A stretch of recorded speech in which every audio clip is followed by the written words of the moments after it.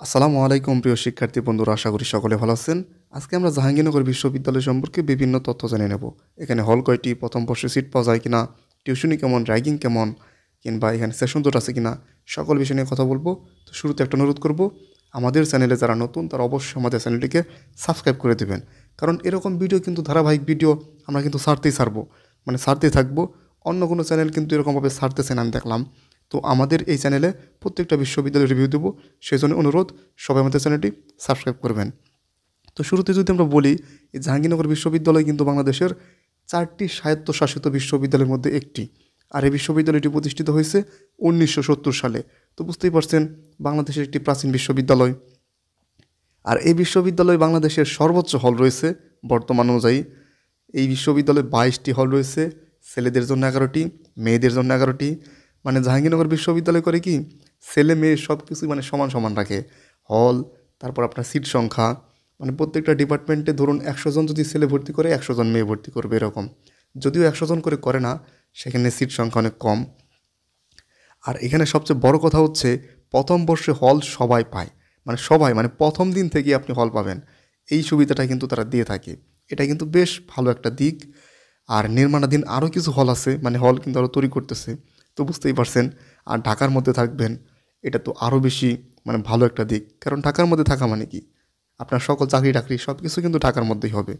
আর আপনি প্রথম বর্ষে হল পাবেন, হল পাওয়া নিয়ে কোনো চিন্তা নেই। তারপর যদি বলি সেশন জটের কথা, সেশন জট নেই বললেই চলে, কিছু কিছু ডিপার্টমেন্টে থাকতে পারে, সেটা আলাদা কথা। তবে বেশিরভাগ ডিপার্টমেন্টেই 4 বছরের মধ্যেই অনার্স কমপ্লিট হয়ে যায়। তারপরে যদি বলি র্যাগিংয়ের কথা, র্যাগিং আছে। কারণ জাহাঙ্গীরনগর, র্যাগিং বলতে আমরা কী বুঝি, জাহাঙ্গীরনগর বিশ্ববিদ্যালয় সেটা কম হোক বেশি হোক র্যাগিং আছে।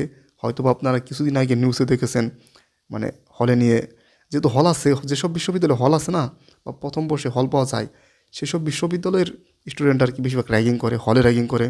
একটা আছে আপনাকে একাডেমিকভাবে র্যাগিং করবে, আর একটা আছে হলে। তো একাডেমিকভাবে তো হয়তো বা থাকতে পারে, আবার হলে তো মাঝামাঝি ধরা পড়ে। তো এখানে র্যাগিং আছে, র্যাগিং নাই কথা বলবো না, র্যাগিং আছে, মিথ্যা কথা বলে তো লাভ নাই, তাই না? তো র্যাগিং আছে, তবে আগের মতো নাই। আগে যেরকম চর থাপ্পড় মারতো বা হলে নিয়ে মানে অনেক বেশি মারতো, এরকম না। আর কি ধমকাধমকি বা সর্বোচ্চ দু একটা চর মারলেও মারতে পারে, সেগুলো যদিও দু একটা চর মারলে এখন ধরা পড়েই যায়। তো যাই হোক, র্যাগিং আছে, এটা মাথায় রেখে যেতে হবে। আর টিউশনি যদি কথা বলি, টিউশনি ভালোই, বুঝতেই পারছেন ঢাকার মধ্যে।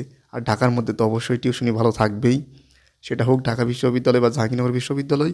ঢাকা বিশ্ববিদ্যালয়ের সাথে তুলনা দিলে হবে না, কারণ ঢাকা বিশ্ববিদ্যালয় তো মানে এমন জায়গায় অবস্থিত, সেখানে টিউশনি বেশি, স্যালারিও বেশি। তবে জাহাঙ্গীরনগর বিশ্ববিদ্যালয় বা আছে এখানে আশেপাশে টিউশনি, এবং স্যালারিও মোটামুটি ভালো। মানে তুলনা যদি দিই রাজশাহী বিশ্ববিদ্যালয় কিংবা চট্টগ্রাম বিশ্ববিদ্যালয়ের সাথে, তাহলে অবশ্যই ভালো। এরপর যদি বলি আপনার থাকতে কীরকম খরচ হবে, অবশ্যই 5 থেকে 6 হাজারের মতো টাকা কিন্তু আপনার খরচ হবে, যেহেতু আপনি ঢাকার মধ্যে থাকছেন। ঠিক আছে, যদিও হল পাচ্ছেন, যদিও খরচটা আপনার নিজের উপর, তারপর আমি আনুমানিক একটা কি ধারণা দিচ্ছি, 5,000 টাকার মতো আপনার লাগবে, বা সর্বোচ্চ কত, সর্বনিম্ন 4,000 তো অন্ততপক্ষে লাগবে। এটা কিন্তু আনুমানিক একটা আমি ধারণা দিয়েছি, যেহেতু আপনি প্রথম বর্ষে হল পাবেন, আপনার টাকা লাগবে কিসে, শুধু খাওয়ায়। আর ক্যাম্পাসের কথা যদি বলি, অনেক ভালো ক্যাম্পাস, সুন্দর একটি ক্যাম্পাস, অনেক গাছগাছালি আছে, অনেক জঙ্গল আছে, এবং ডিপার্টমেন্টগুলো অনেক সুন্দর।